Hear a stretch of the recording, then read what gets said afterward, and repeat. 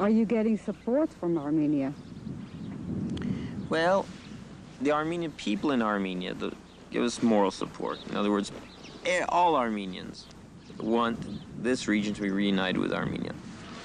Material support, you know, we may get electricity and fuel and all that stuff, but really we would like to get a lot more material support, a lot more material support. The region is, you know, under a lot of pressure, totally blockaded, totally cut off from the rest of the world.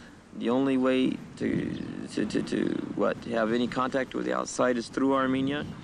As you know, Armenia is blockaded by Azerbaijan. Azerbaijan is fighting a war on the borders of present-day Armenia also. This war isn't only in Artsakh, they're attacking in other regions. They've taken over Artsvashen and other Armenian places. So Armenia is in a very difficult situation itself, but nevertheless, we would like to get a lot more material support. Political support also. We would like more political support. It seems to me, though, that politically Armenia is kind of slightly disassociated itself from this war at the moment, at the present time. Well, disassociated, like I said, we are getting support. The Armenian people support this effort, that's certain. But the Armenian government itself is in a very difficult position, like I said. The economic situation in Armenia is very bad. Again, due to the Azerbaijani blockade, mostly. Not only that, there are other reasons also, but the Azerbaijani blockade has been having a terrible effect on the Armenian economy, as well as on the Armenian people. We've been suffering during the winters. There's no heating, no gas, no fuel. All the roads have been cut off, and whatever used to come through Azerbaijan doesn't get here anymore. Prices have shot up. Unemployment has risen. They're torturing Armenia a lot. Azerbaijan's been torturing Armenia a lot, and the government in Armenia is just trying to figure out how it can minimize the effects of what Azerbaijan is doing to our country, minimize the effects on our people.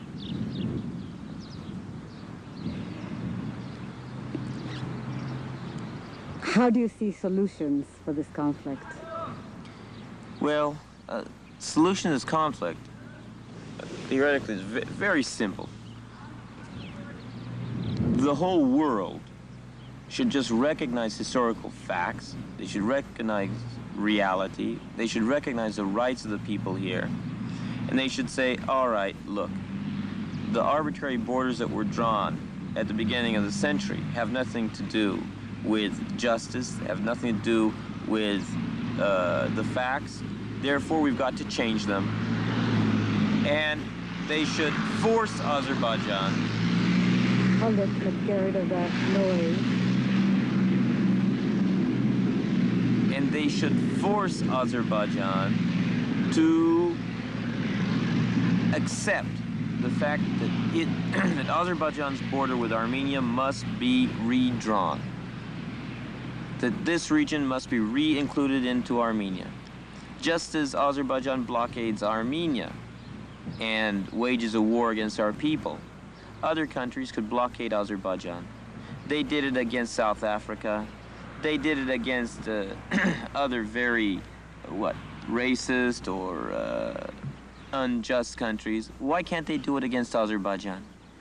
Why can't they do it in this case?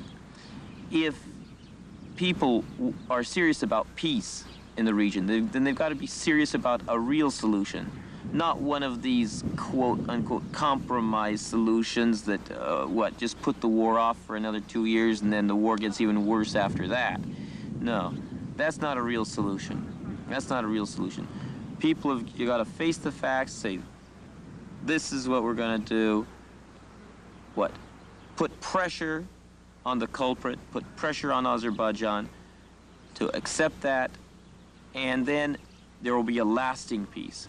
And let me emphasize that without a lasting peace here, the situation can be very volatile and very dangerous for the entire world, because this region of the world is one of the most complicated, where an awful lot of interests get mixed up. A lot of contradictions can, blow up into wars, and a lot of different forces can get involved. A lot of forces much bigger than Azerbaijan and Armenia. Forces which, if they start getting involved, you know, the intensity of the war, the intensity, the magnitude of the effects will get totally, you know, out of proportion with what's going on right now. So I've got to emphasize that it is a dangerous situation, and that there's got to be a final solution. People have got to just face the facts, even if that doesn't make Azerbaijan happy, and say, look, this is it. And if you don't accept it, then we're gonna punish you. We're gonna put a blockade on you, and embargoes, everything else. You must have been brought up with a very strong sense of Armenian nationality, weren't you? Not really. Not really. I'm a third-generation Armenian from the United States, and I was born there. My parents were born there and everything. My mother's family has been in the United States since 1881, and my father's family since something like 1907, something. Anyway, we've been there a long time, and I didn't speak the language at all until the age of 20. I started to learn the language when I went to Lebanon, and I really wasn't brought up. No, I wasn't brought up. Why did you go to Lebanon? Well, because at a certain age, at the age of 11 or 12, when my family went to Turkey and we saw our grandfather's home and all that stuff, we started learning. We started learning that we were Armenian. Up until then, we really didn't know that. But after that, we got very interested, and we started reading more and more and learning more and more. And when the war broke out in Lebanon, and when the Armenian quarter was very much in danger, the phalangists were attacking and trying to force the Armenians to pay taxes and beating them up if they didn't, and blowing up their homes if they didn't, and all that stuff.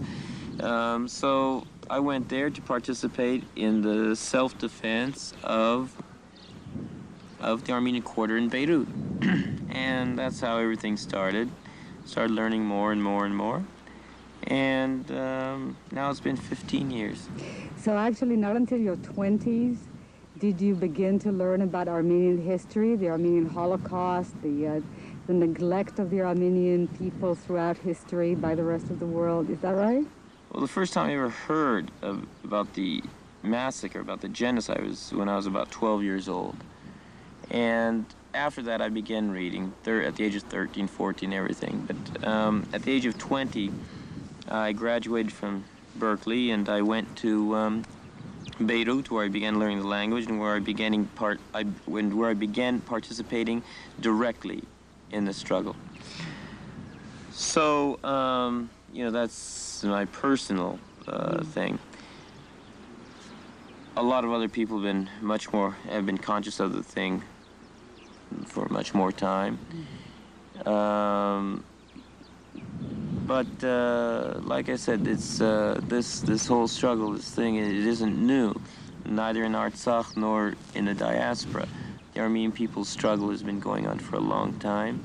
We've lost most of our homeland, and we'd like to have the right to live in our homeland, as anyone else should have the right to live in their homeland. And we're going to fight for that. You're going to do that. You're going to do that.